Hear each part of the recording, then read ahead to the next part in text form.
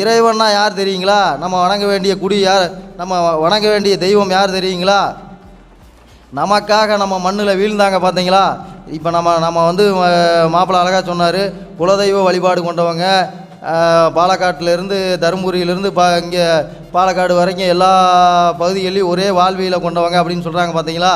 ஏன் தெரியுங்களா?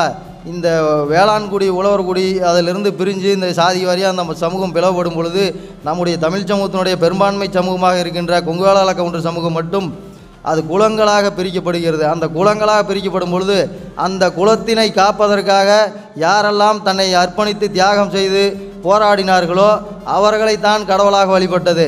அவர்களை வழிபட்டதுன்னா இப்போ ராமனும் ஸ்ரீகிருஷ்ண மாதிரி அல்லது இந்த இன்னும் நிறைய கடவுளாக அந்த விநாயகராக தூக்கிட்டு வருவானுங்க, அப்புறம் பொத்துன்னு போடுவானுங்க 3 நாள் கழித்து. அந்த மாதிரிலாம் எந்த சாமியும் இல்லை. நம்மோட தோன்றி நம்மோட வாழ்ந்து சக மனிதர்களாக இருந்து நம்மில்